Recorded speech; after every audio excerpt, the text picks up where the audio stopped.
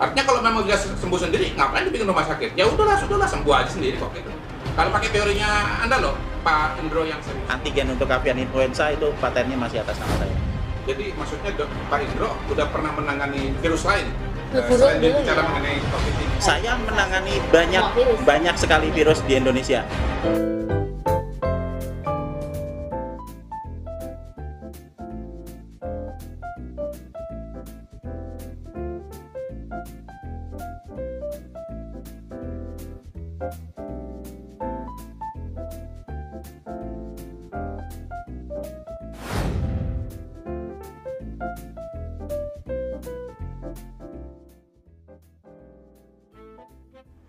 Jadi barangkali tadi mewakili pertanyaan umum yang ada di masyarakat ya dok ya, Istri ya.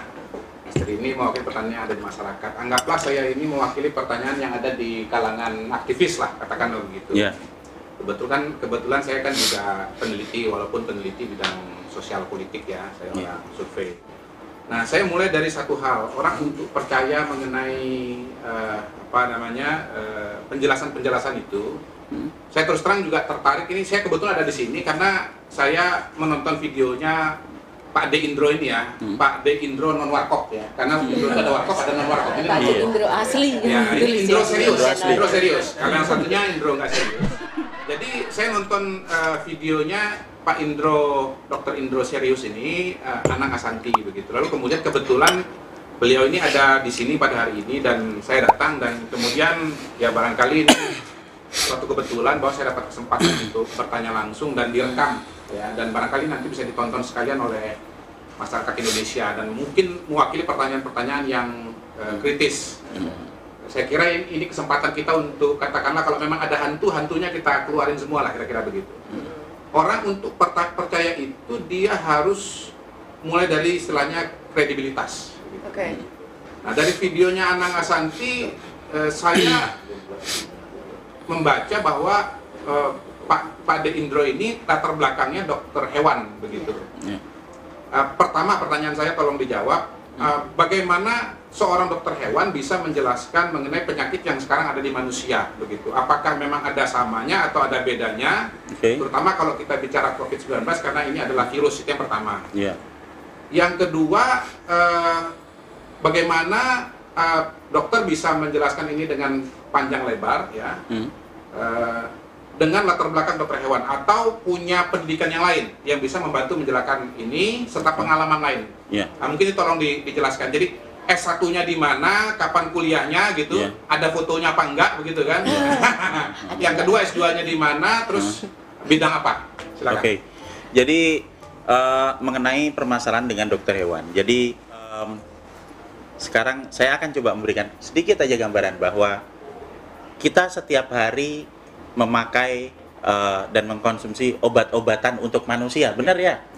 Kita pakai obat-obatan untuk manusia, obat antibakteri, antibiotik ya kan, sampai segala macam, bahkan mungkin beberapa obat antiviral. Pernah nggak terpikir obat-obatan itu sebelum dirilis kan harus diuji coba, benar kan? Iya. Kira-kira obat-obat itu akan kita uji cobakan kemana? Apakah kita coba ke orang-orang yang di penjara sana? Kita kasih penyakit, habis itu kita kasih obat, lihat dia hidup apa enggak? Biasanya sih tikus itu ya dok ya? Iya. Gitu. Nah di tikus di mana lagi? Di kelinci, ya kan? Di ferret. Nah pertanyaannya, siapa yang bisa nangani tikus, ferret, kelinci, atau kera itu? Ferret itu yang kayak musang, tapi dia punya reseptor khusus untuk H5N1 yang biasa dipakai buat mainan. Untuk flu burung itu seperti itu. Sorry, term saya untuk melakukan penelitian itu saya istilahkan mainan. Saya mainan virus, berarti saya melakukan penelitian tentang virus. Nah, permasalahannya adalah pada saat dia di lab, siapa yang menangani hewan itu? Dokter hewan. Itu sebabnya sebagian besar peneliti untuk penyakit virus adalah dokter hewan. Karena kita yang bisa melakukan penelitian dan juga kita bisa menganalisa seluruh sistem fisiologis hewan tersebut.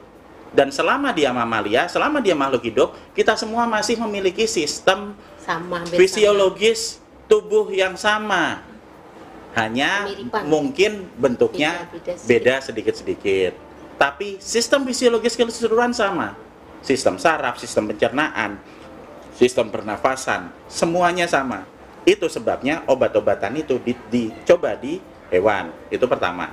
Dan untuk mengenai masalah kelulusan, kalau saya dulu S1-nya di UGM. Kalau fotonya saya nggak ngerti, mungkin Ada saya masih ada, harus Pak, dicari saya. dulu ya kan, Soalnya karena zaman viral no picture Iya. fox katanya No begitu. picture fox. benar Ada, ya. Pak, waktu wisuda Tapi banyak kalau apa Berarti UGM jurusan Kedokteran hewan. Kedokteran hewan tahun 93. di Masuknya 93 ya. masuknya. Nah, kemudian meskipun sebenarnya banyak juga teman-teman saya yang belum tentu mau kenal sama saya ya kan, karena kita agak menyebalkan pas waktu kuliah.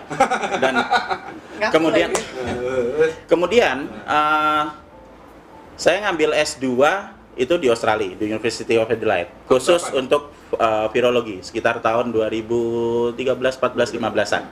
Dan kemudian sejak 2005 sampai sekarang, sekitar 15 tahun, saya full melakukan penelitian untuk berbagai macam virus penyakit, terutama yang di hewan, di seluruh Indonesia. Karena saya juga bekerja sebagai peneliti virus. Jadi COVID-19 hanya salah satu dari sekian banyak virus yang sudah dipelajari. Mungkin kalau misalnya dilihat di web itu ada antigen untuk avian influenza, itu patennya masih atas nama saya. Jadi maksudnya Pak Indro udah pernah menangani virus lain Flu selain dulu bicara ya. mengenai COVID ini? Saya menangani banyak sekali virus di Indonesia. Ceritakan sedikit. Oh ya, saya Virus menangani apa? virus flu burung. Ya.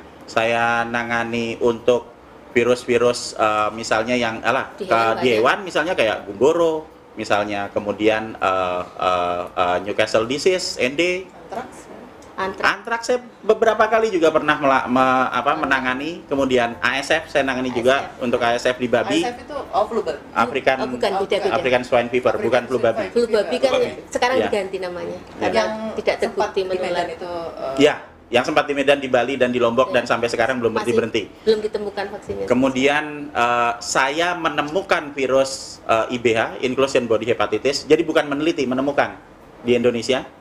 Kemudian saya menemukan virus sampai virusnya murni. DVH, dark virus hepatitis. Saya juga yang menemukan, dan saya juga bisa mengisolasi segala macam virus dari segala macam lokasi wabah sampai sekarang. Yang namanya virus itu tidak ada obatnya.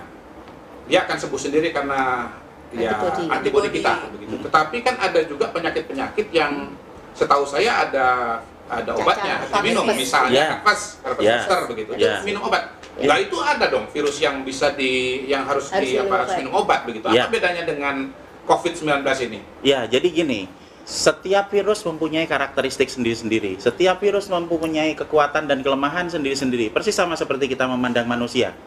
Dan kita tidak bisa mengatur-atur virus itu. Dia akan berjalan sesuai dengan kemauannya dia sendiri. Hanya kita bisa tahu tuh kelemahan yang bisa kita manfaatkan.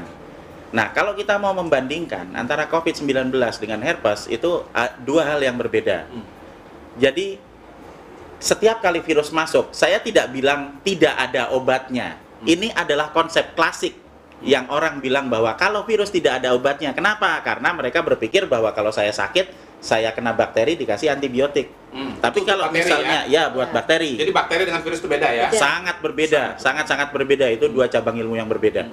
Kalau saya kena virus, maka orang-orang berpikir, wah itu tidak ada obatnya gitu kan. Dan ini kata tidak ada obatnya yang menimbulkan kepanikan. Padahal kalau kita belajar imunologi, kita semua akan tahu bahwa sebenarnya tubuh kita Obatnya bisa itu. membentuk antibodi, sistem kekebalan untuk melawan virusnya itu sendiri dalam waktu 7-14 hari. Itu konsep utama vaksinasi.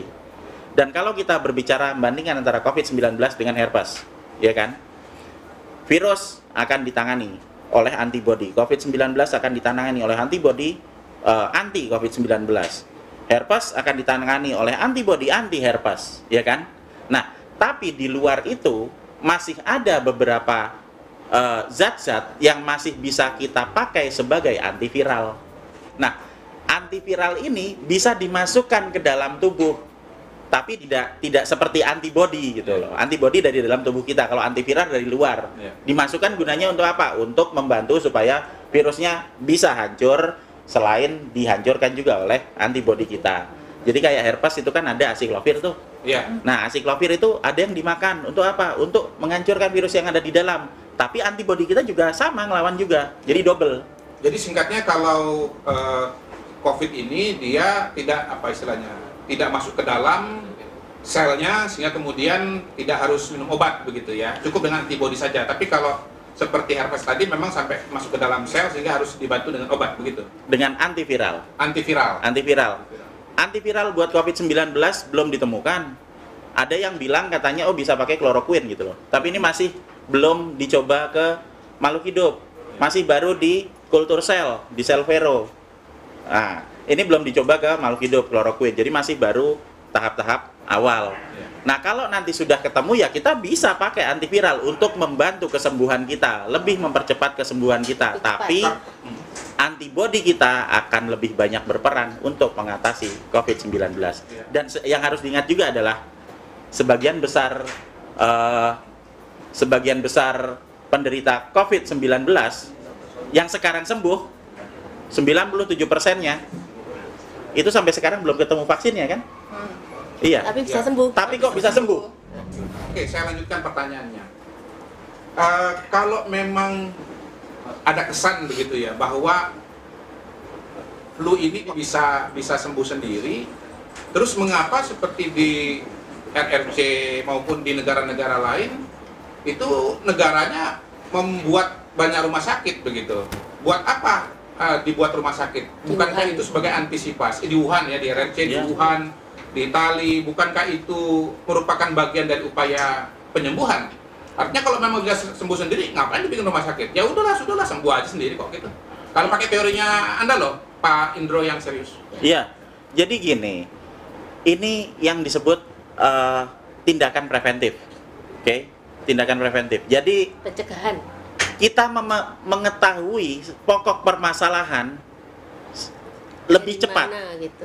Jadi pada saat awal-awal ada orang yang sakit di Wuhan, kemudian dia udah mulai sakit, tiba-tiba menyebar dalam waktu cepat. Dengan sistem pemerintahan di sana, maka mereka memutuskan untuk pertama meneliti, kemudian mereka melakukan pengujian, ya kan? Sehingga mereka bisa mengidentifikasi bahwa orang-orang yang ada di Wuhan sudah sakit semua dan teridentifikasi positif COVID-19, sementara di kota lain tidak. Itu sebabnya mereka melakukan karantina di situ. Itu sebabnya mereka membuat rumah sakit di situ supaya orang-orang yang sakit bisa dirawat di situ dan juga nggak kelayapan, nggak nularin kemana-mana. Kalau kita sudah tahu penyakitnya dari awal. Nah, sekarang kalau kita akan bertanya apa yang dilakukan di rumah sakit itu, mereka akan melakukan hal yang sama. Apakah mereka akan melakukan vaksin? Ya enggak, orang vaksinnya nggak ada sampai sekarang. Apakah mereka akan memberikan antiviral seperti herpes? Ya enggak, loh antiviralnya belum ketemu. Iya kan? Lah terus apa yang dilakukan? Yang dilakukan adalah memberikan vitamin E, memberikan asupan vitamin supaya dia bisa menaikkan antibodi. Jadi bukan ini nanti sembuh sendiri sambil kita berdoa ya supaya kita nggak mati gitu ya enggak. Ya bolehlah kita berdoa tapi sambil makan vitamin E dan C gitu loh. Jadi yang dilakukan di sini persis sama seperti yang dilakukan di Wuhan juga. Jadi sudah betul ya dok penanganannya? Sudah betul, hanya permasalahannya adalah kalau sekarang perbedaannya dengan yang di Wuhan, mereka kan terkonsentrasi, terus disembuhkan di sini supaya nggak nyebar. Nah sekarang udah nyebar semua, jadi gimana? Ya kita mengedukasi masyarakat supaya nanti kita bisa menjaga kesehatan tubuh kita dengan cara apa? Menaikkan antibodi dari tubuh kita sendiri pakai vitamin dan juga mengurangi paparan virus dari luar dengan memulai pola hidup bersih, seperti itu.